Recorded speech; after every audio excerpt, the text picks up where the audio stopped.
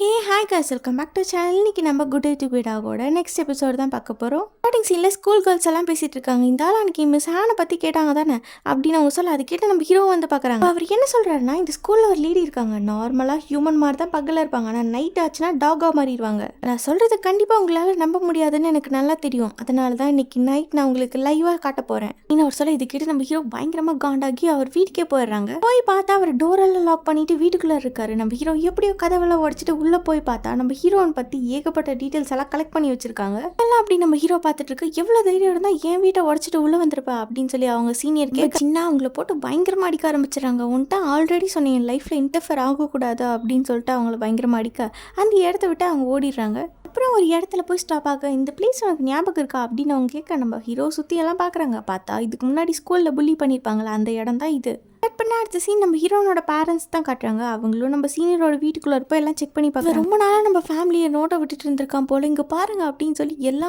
எவிடன்ஸும் அவங்க கலெக்ட் பண்ணி போட்டுட்டு இருக்காங்க. உங்கள் பிரச்சனையில் எதுக்காக இப்படி என்ன போட்டு டார்ச்சர் பண்ணுறீங்க அப்படின்னு நம்ம யூனாவோட எக்ஸ் பாய் ஃப்ரெண்ட் கேட்க, ஏன்னா நாங்கள் ஃபேமிலி அப்படி தான் பண்ணுவோம் அப்படின்னு நம்ம யூடெக் சொல்கிறாங்க. அவங்க 4 பேர் இருந்தானே ஃபேமிலி, உனக்கு என்ன வந்துச்சு அப்படின்னு சொல்லி நம்ம யூனாவோட எக்ஸ் பாய் ஃப்ரெண்ட் கேட்க, கட் பண்ண அடுத்த சீன் நம்ம ஹீரோட சீனியர் அவங்களோட ஃப்ரெண்டெல்லாம் கூட்டிகிட்டு வந்து டாகை வச்சு பயங்கரமாக நம்ம ஹீரோவை மிரட்டுறாங்க. டாக் வந்து நம்ம ஹீரோ அப்படியே கடிக்கிற மாதிரி வர, நம்ம ஹீரோ என்ன பண்ணுறது தெரியாமல் பயங்கரமாக முழிச்சிட்டு இருக்காங்க. அப்போன்னு பார்த்தா அவங்க சீனியர் ஒரு கட்டை எடுத்து நம்ம ஹீரோ தலையிலே அடிக்க, அந்த இடத்துலேயே நம்ம ஹீரோ மயங்கி விழுந்துடுறாங்க.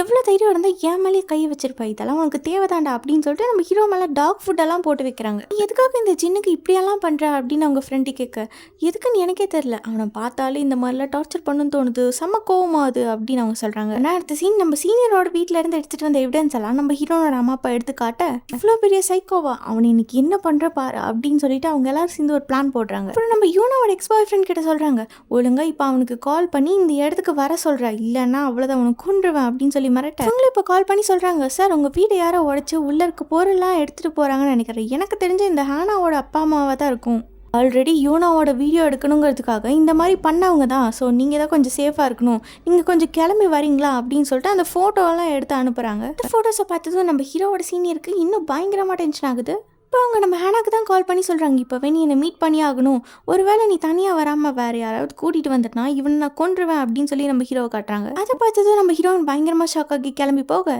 ஒரு வேலையை வெளியில் போகிற வர வரைக்கும் இந்த ஜின்னை பத்திரமா பார்த்துக்கோ அப்படின்னு அவங்க ஃப்ரெண்டு கிட்ட சொல்கிறாங்க.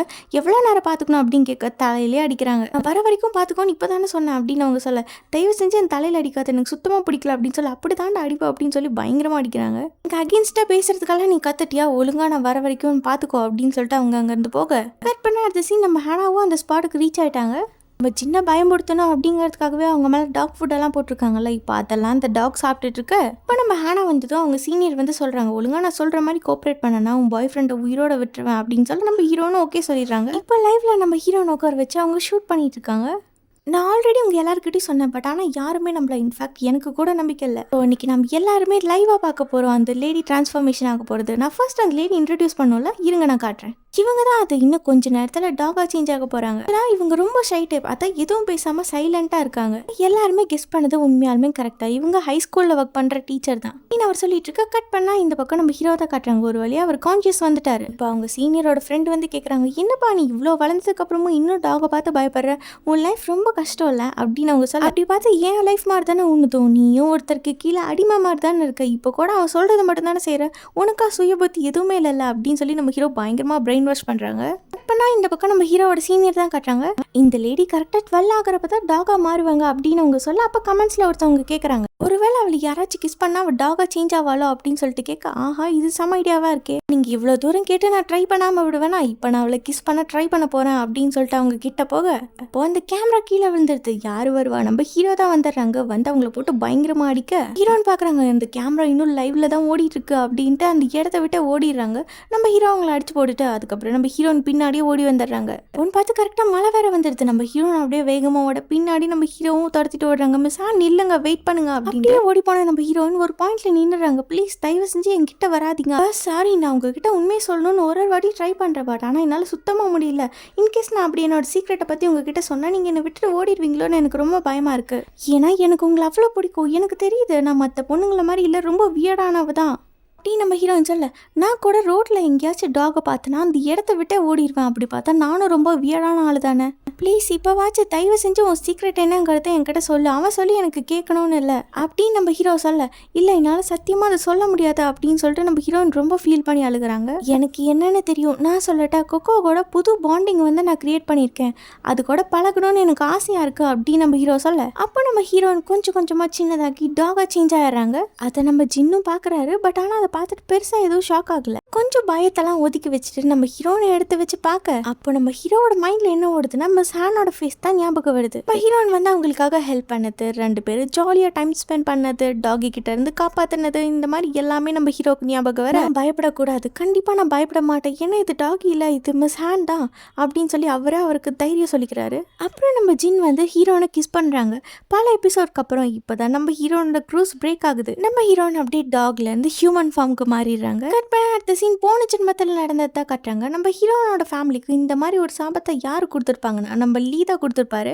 ஆக்சுவலாக நம்ம லீ வந்து ஒரு மவுண்டைன் ஸ்பிரிட். அப்புறம் நம்ம லீ வந்து ஹீரோன்ட்ட சொல்கிறாங்க, உனக்கு ரொம்ப பிடிச்சவங்கள நீ கிஸ் பண்ணுறப்போ டாகா சேஞ்ச் ஆயிடுவேன். அப்படி நீ லவ் பண்ணுற பர்சன் வந்து உன்னை ட்ரூவாக லவ் பண்ணி உண்மையாலுமே பாசம் வச்சுருந்தாங்கன்னா மறுபடியும் அவங்கள நீ கிஸ் பண்ணுறப்போ ஹியூமன் ஃபார்முக்கு மாறிடுவேன் அப்படின்னு அவர் சொல்லியிருப்பாரு. கட் பண்ணால் இப்போ ப்ரெசென்ட்டில் நம்ம லீ நல்லா தூங்கிட்டு இருக்கா. சடனாக ஏதோ ஒரு ஃபீல் ஆகி எந்திரிச்சிருவாரு. நம்ம ஹீரோவை புல்லிங் பண்ணாங்களா அவங்களோட சீனியர், இப்போ அவரை தான் போய் பார்க்குறாரு. யாரா நீ இங்கே எப்படி வந்தா அப்படின்னு சொல்லிட்டு அவர் கேட்க, அவரோட பவர்ஸ் எல்லாம் யூஸ் பண்ணி இவங்களை பயங்கரமாக போட்டு அழிச்சிடுறாங்க. மயக்கத்துலேருந்து அவர் அப்படியே எந்திரிச்சு பார்க்க நம்ம லீ அப்படியே பேய் மாதிரி சடனாக வந்து நிப்பாராமா. அதை பார்த்துட்டு இவர் ரொம்ப பயந்துடுறாரு. மறுபடியும் அவங்களோட பவர் யூஸ் பண்ணி அவங்கள போட்டு பயங்கரமாக அடிச்சிடுறாங்க. இப்போ கிட்ட போய் மிஸ்டர் லீ இருந்துட்டு நீ நடந்தது எல்லாத்தையுமே மறந்துடணும் அப்படின்னு சொல்லி மேஜிக் பண்ண அவங்களே எல்லாத்தையும் மறந்துடா. இப்போ நம்ம லீ அங்கேருந்து கிளம்பி போயிடுறாங்க.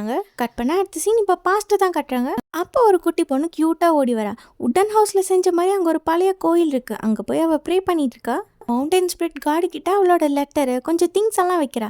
நீங்கள் எப்படியும் நல்லா தான் இருப்பீங்கன்னு தெரியும், உங்களுக்கு ஒரு வேளை போர் அடிச்சுன்னா லோன்லியாக ஃபீல் பண்ணிங்கன்னா அதை யூஸ் பண்ணுங்க அப்படின்னு சொல்லிட்டு அந்த பொண்ணு அங்கேருந்து போட, நம்ம லீ மரத்து மேலே தான் உட்காந்து பார்த்துட்ருக்காரு இது எல்லாத்தையுமே.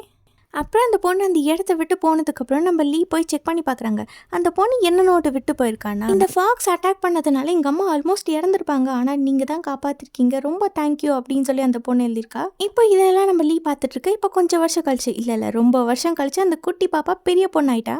என்னோட அப்பாவை மெஜிஸ்ட்ரேட்டாக அப்பாயிண்ட் பண்ணியிருக்காங்க, ரொம்ப தேங்க்யூ, இந்த மாதிரி எப்போவுமே எங்களை ஹாப்பியாக வச்சுருங்க அப்படின்னு சொல்லிட்டு அந்த பொண்ணு கொண்டு வந்த திங்ஸ் எல்லாம் வச்சு ப்ரே பண்ணிட்டு இருக்கா. அப்போ நம்ம லீ வந்துடுறாங்க. இதுக்கு நீ இந்த மாதிரி யூஸ்லெஸ் திங்ஸ் எல்லாம் கொண்டு வர அப்படின்னு சொல்லிட்டு நம்ம லீ கேட்க, இதெல்லாம் சொல்கிறதுக்கு நீ யாரா அப்படின்னு அந்த பொண்ணு கேட்க, நான் தான் மவுண்டைன் ஸ்பிரிட், அதாவது நாங்கள் 2 பேரும் அவ்வளோ க்ளோஸ் அப்படின்னு அவர் சொல்கிறாரு. டீம் பண்ண ரைஸ் கேக்கெல்லாம் கொண்டு வந்திருக்கேன் அப்படின்னு சொல்லிட்டு நம்ம லீ எடுத்து பார்த்துட்டு இருக்கா. இதெல்லாம் உனக்கு இல்லை, மவுண்டைன் ஸ்பிரிட்க்கு ஒரு வேளை உடம்பு சரியில்லாமல் போச்சுன்னா அவர் சாப்பிட்றதுக்காக நான் கொண்டு வந்தேன் அப்படின்னு அந்த பொண்ணு சொல்கிறேன். மவுண்டைன் ஸ்பிரிட்டுக்கு உடம்பெல்லாம் சரியில்லாமல் போகாது, மனசு மட்டும்தான் எப்பவுமே சரியில்லாமல் இருக்கும் அப்படின்னு நம்ம லீ சொல்கிறாங்க. அந்த பொண்ணு அந்த இடத்த விட்டே போக நம்ம லீ கேட்குறாங்க, உன் பேர் என்ன அப்படின்ட்டு. அதுக்கு அந்த பொண்ணு சோயங் அப்படின்னு சொல்ல, இப்போ கட் பண்ணால் ப்ரெசென்ட்டை தான் காட்டுறாங்க. ஃபேன் சொல்கிறாங்க, ரொம்ப சாரி, நான் உங்ககிட்ட போய் சொல்லிட்டேன், இதெல்லாம் மறைச்சிருக்க கூடாது, என்னோட க்ரூஸை லிஃப்ட் பண்ணுங்கிறதுக்காக நான் இப்படியெல்லாம் பண்ணிட்டேன் அப்படின்னு சொல்ல, அப்போ இனிமேட்டு என்னை தனியாக விட்டுருவீங்க, என்னால் உங்களுக்கு எந்த யூஸும் இல்லை அப்படி தானே அப்படின்னு நம்ம ஹீரோ கேட்க, மாதிரி இனிமேட்டு உங்கள் லைஃப்பில் உங்கள் கூடயே ஓட்டிகிட்டு இருப்பேன், எப்போவுமே உங்களை தனியாக விட்டுட்டு போக மாட்டேன் அப்படின்னு நம்ம ஹீரோன்னு சொல்கிறாங்க. நான் இப்படி டாகாக சேஞ்ச் ஆகுறேன், ஹியூமனாக மாறேன், இப்படி வியர்டாக இருந்தாலும் உங்களுக்கு என்ன பிடிக்குமா அப்படின்னு நம்ம ஹீரோன்னு கேட்க, நீங்கள் ஆல்ரெடி என்கிட்ட ஒன்று சொன்னீங்க மறந்துட்டீங்களா, நம்ம 2 பேரும் வியர்டு கிடையாது, நம்மளோட நேச்சரே இதுதான். ஸோ இதை நினச்சி நீங்கள் ஒன்றும் கில்ட்டியாக ஃபீல் பண்ண வேண்டாம், ஏன்னா நீங்கள் எப்படி இருந்தாலும் எனக்கு பிடிக்கும், எனக்கு உங்களை ரொம்ப பிடிக்கும் அப்படின்னு சொல்லி நம்ம ஹீரோ ப்ரொப்போஸ் பண்ணிடுறாங்க. எல்லாம் சொல்லி நம்ம ஹீரோ கன்வின்ஸ் பண்ணால் இது கேட்டதும் நம்ம ஹீரோனுக்கு பயங்கரமாக ஹாப்பி ஆகுது. அப்புறம் என்ன, இந்த எபிசோட் ஒரே ஹாப்பி எண்டிங் தான். பல எபிசோட்க்கு அப்புறம் இப்போ தான் நம்ம ஹீரோனோட க்ரூஸை லிஃப்ட் பண்ணியிருக்காங்க. இதோட இந்த எபிசோட் முடியுது. நெக்ஸ்ட் எபிசோட் நம்ம நாளைக்கு பார்க்கலாம்.